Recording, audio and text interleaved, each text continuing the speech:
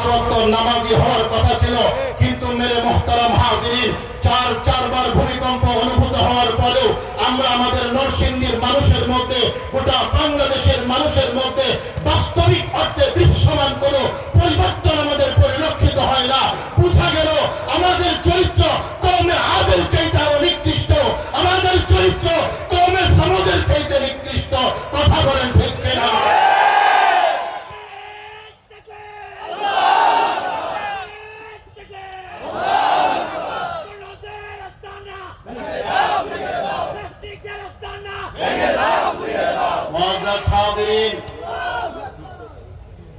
আল্লাহ তাআলা ছাড় দেয়, ছেড়ে দেয় না।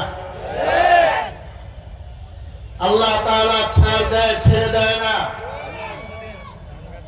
ফিরআউন আমাদের চাইতে অনেক শক্তিশালী ছিল, হামান আমাদের চাইতে অনেক শক্তিশালী ছিল, নমরুদ আমাদের চাইতে অনেক ক্ষমতাধর ছিল, কওমে আদ কওমে সামুদ তাদের অনেক শক্তি সামর্থ্য ছিল।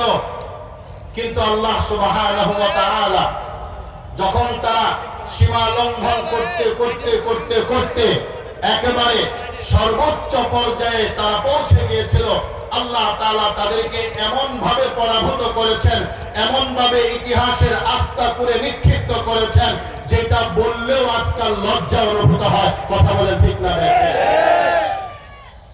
কওমে সামুদ, এখানে উলামায়ে কেরাম আছেন।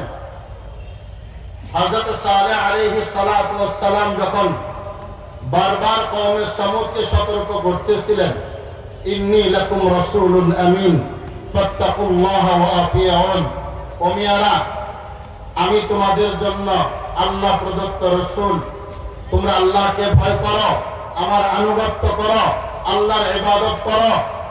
বারবার বলতেছে। কে কার কথা শুনে? কে কার কথা শুনে?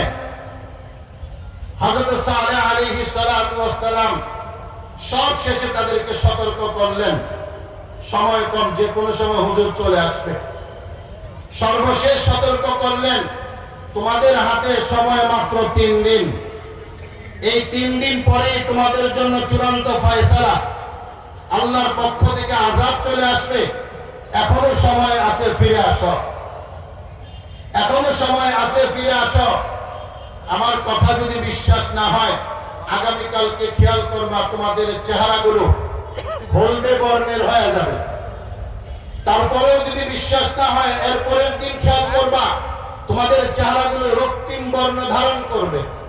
তারপরেও যদি তোমাদের বোধ ফিরে না আসে, তোমাদের হোশ ফিরে না আসে, তৃতীয় দিন খেয়াল করে দেখবা তোমাদের চেহারাগুলো কুৎসিত কালো হয়ে যাবে।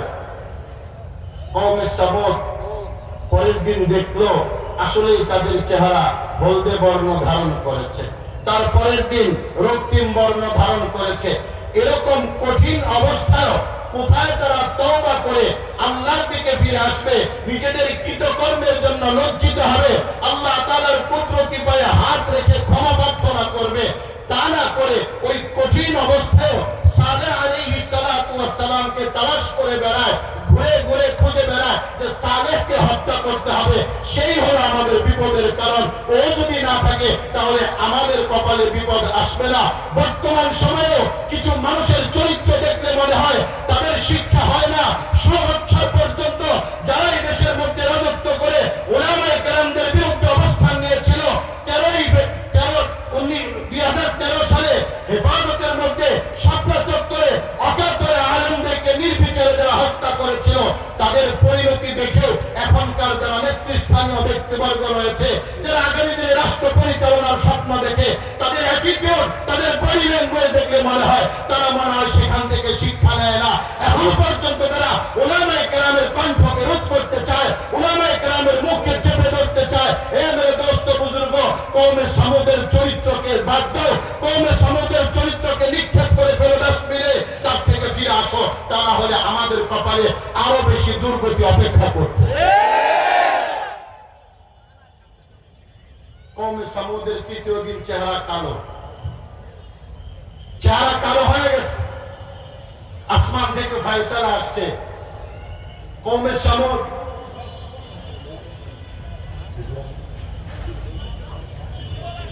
কওমে সামুদ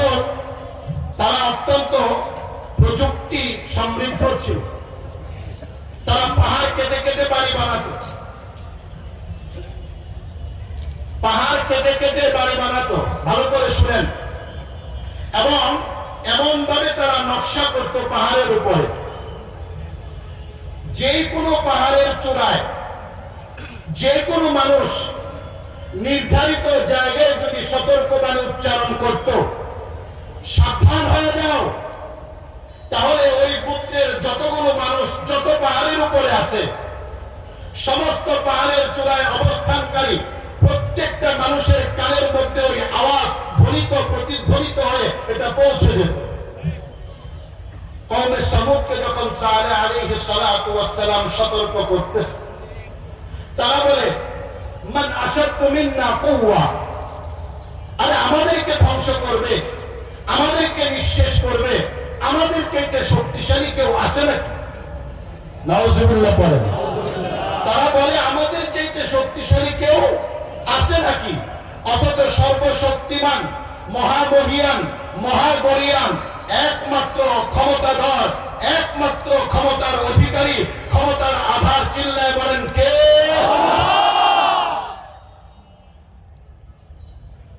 বিচার দিনে সব শেষ হয়ে যাবে। আজরাইল বলবে আল্লাহ কাজ নাই। আরে কাজ নাই মানে? ফেরেশতারা আছে না? আছে তো, শেষ করো। এদেরকেও শেষ করবে। আর কেউ নাই? আছে কিছু যারা আপনার আরশ ধারণ করে আছে, এদেরকেও শেষ করো। আর কেউ নাই? কেন আল্লাহ আর তো কেউ নেই, তুমি আসো না। আল্লাহ বলবে তুমি আসো না, তাহলে আমি তো আছি, তাহলে তোমারও তুমি শেষ করো।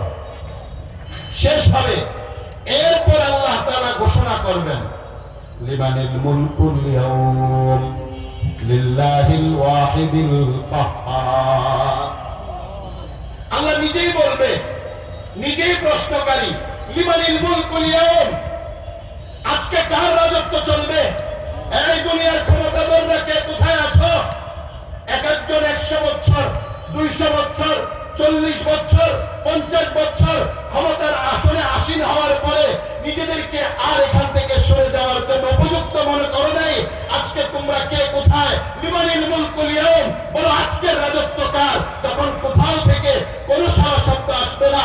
এক সময় আল্লাহ তাআলা নিজেই প্রশ্নের উত্তর দিবেন, লিল্লাহিল ওয়াহিদিল কাহ্হার, আজকের একমাত্র ক্ষমতাধর, একমাত্র শক্তিশালী, একমাত্র সুপার পাওয়ার আমি আল্লাহ, আমি ছাড়া দ্বিতীয় কোনো ক্ষমতার আধার আজকে এখানে বেঁচে নাই। কথা বলেন ঠিক?